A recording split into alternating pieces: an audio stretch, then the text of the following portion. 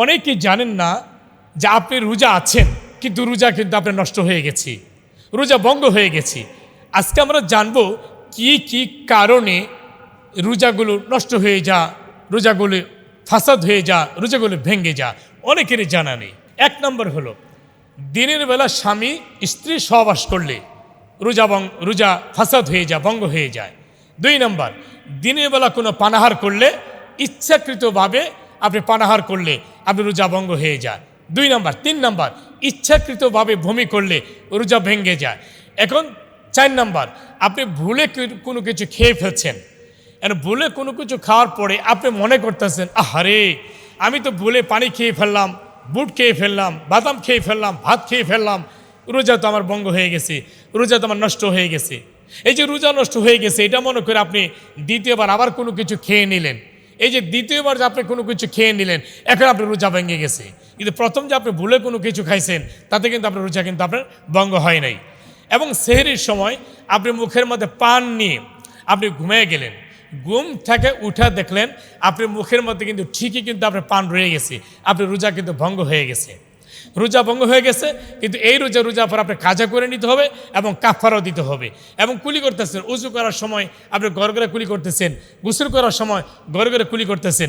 এই জন্য রমজান মাসে ঘরে ঘরে শীত কুলি করা কিন্তু নিষেধ, স্বাভাবিক কুলি করবেন।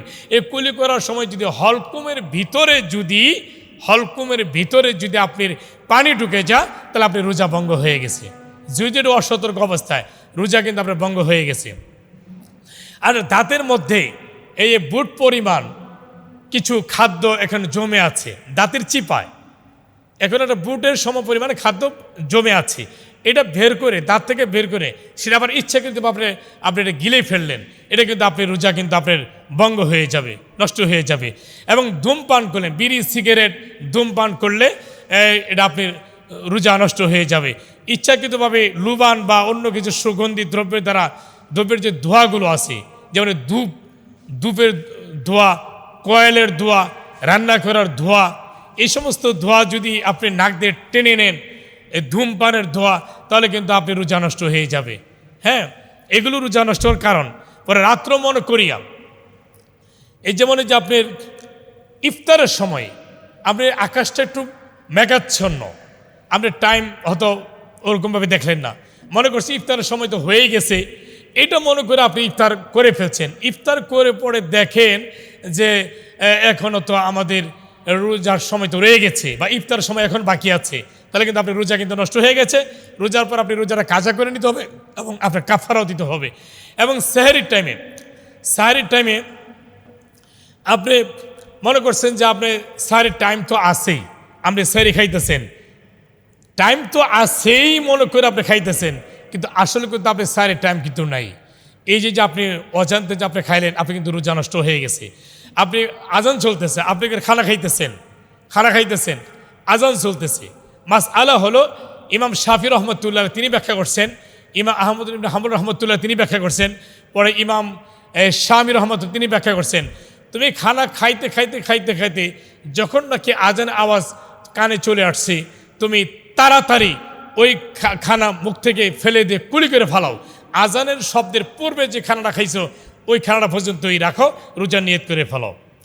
এই সতর্কগুলো আমাদের মানতে হবে। তারপর আপনার নৈশ, এই যে নাক দিয়ে কোনো ড্রপ যদি আপনি ব্যবহার করেন, নাক দেবে ড্রপ যদি আপনি ব্যবহার করেন, তাহলে কিন্তু আপনার এই রোজা নষ্ট হয়ে যাবে। স্বেচ্ছায় মুখ ভরে যদি আপনি বমি করেন, ইচ্ছাকৃতভাবে যদি আপনি বমি করেন, রোজা নষ্ট হয়ে যাবে। হ্যাঁ, রোজা নষ্ট হয়ে যাবে। এই সমস্ত যে কয়েকটা বিষয় আমি আপনাদেরকে বললাম, এই বিষয়গুলোর উপর আপনারা সচেতন থাকবেন। কিছু যুবকদের উদ্দেশ্যে বলতেছি, দিনের বেলা রোজা রাখা অবস্থায় যদি স্বপ্নদোষ হয়, রোজা নষ্ট হবে না।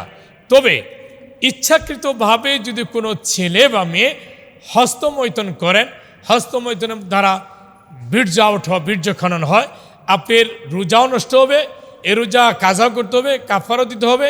এই আপনার হস্তমৈথুন দ্বারা রোজা ইচ্ছাকৃত নষ্ট করার কারণে আপনার কবিরা গুনাহ হয়ে যাবে, চোখের জ্যোতি নষ্ট হবে, ব্রেন মেধা জ্ঞান শক্তি আপনার নষ্ট হবে, শরীরে বল শক্তি নষ্ট হবে।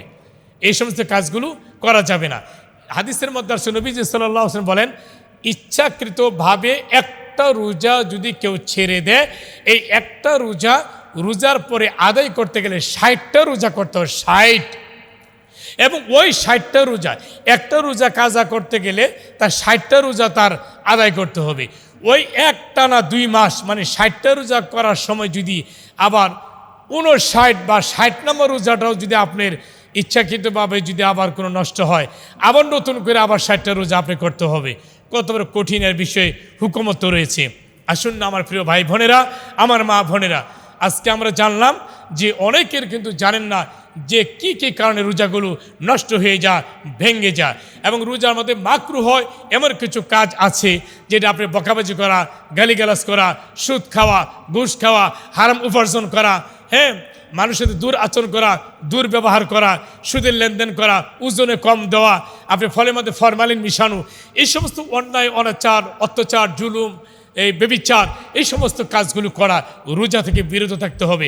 আল্লাহ পাক আমাদের সকলকে এই বিষয়গুলোর উপরে জেনে শুনে বুঝে আমল করার তৌফিক এনায়েত করুন, আমিন।